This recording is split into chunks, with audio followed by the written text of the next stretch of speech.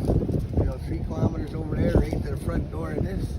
After spending that time here, spending that time in jail for here, and absolutely, that was a slap in the face, not just for me, but for our whole community. I can imagine being a slap in the face. Damn straight. Wow. So we came in here, and it's always been about peaceful occupation of our territory. We didn't come in there roll in with guns and anything like that. We came in there on a Sunday night, July 19th, and going in there on a Sunday night, deliberately on a Sunday night. And you went in peacefully. That's right. You weren't shooting rubber bullets at the police. No, we went in there on a Sunday night just to avoid any confrontation. We didn't want a confrontation with the cops, and certainly not the developer. Right. Like, we didn't want to fight with anybody trying to make a buck. We wanted to go in there and maintain that peaceful presence on the land, and that was it. Thank you. So we were there for 17 days when the cops rolled in. When the cops rolled in, they rolled in with 100 HPP officers to arrest 9 of us. 100 to arrest 9. That's right. Oh, they must have thought you were dangerous. There's rubber bullets flying that day as well. One guy got tasered in the neck and head. One young brother there, he got his face dragged along the pavement. He got scars all up the side of his face. It was quite the thing that day. And that was 80 days ago. Wow. You said a young man got tasered in his neck. Yeah, in his neck and head, yeah, all up the side of his back of his head. I'm quite sure that goes against police protocol. I'm quite sure it does. Right. My second question is, does the First Nations community believe this protest will get the land back in their hands?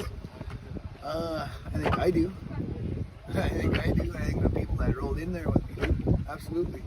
I think Ganastado here is an example of it. This is 15 years later and we're still standing on this ground. Our people still live here.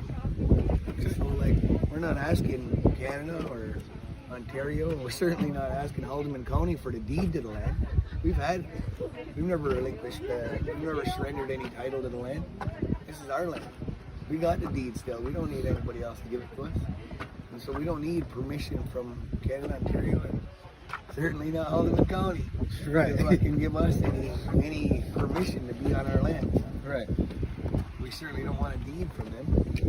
We have Haldeman Proclamation is that guarantee for us, for that land, for all our children, our grandchildren.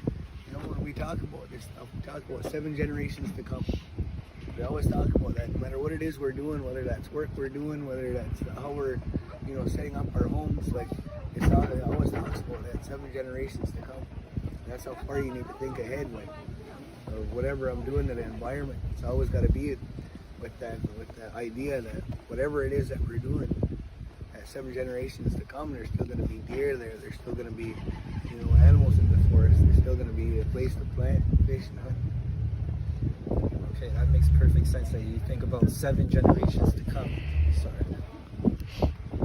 That you think about 7 generations to come. You think about. Second question is, seeing that First Nations, Blacks, Hispanics, seeing that First Nations, Blacks, and Hispanics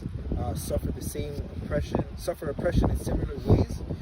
Do you think that we should come together to make us stronger? Absolutely.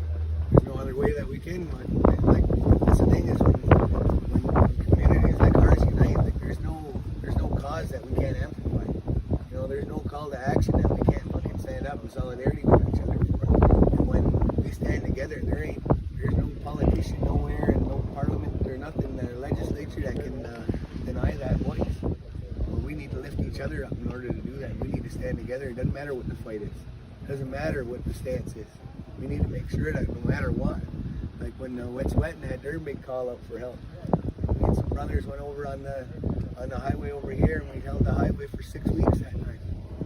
And that was in February and March.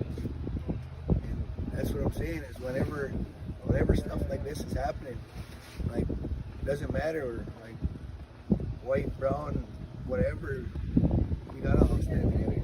We gotta all stand together because as soon as we do, everybody takes notice. Right. Well, we in our school we have a saying that brotherhood is a weapon. Damn straight. Right. So when we work together and we come together, it makes us stronger. Oh, yeah. My final question is, do you think our oppressors should be punished? If so, how will they be punished? it's hard to define who our oppressor is. You know, is it the government? Is it the cops? Is it the RCMP, the OPP, the Brits?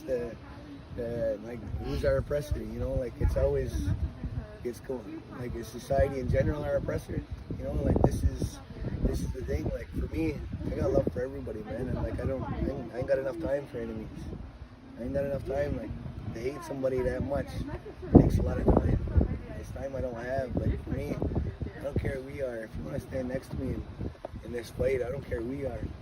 I'll love you. I'll embrace you as my brother. Because like that's the thing is, I know I can't do this by myself, and I know I can't do it with just a few of us. And so if people want to stand by my side and all of this, I'll embrace you as a brother. Okay. Well, thank you. That was definitely a good interview.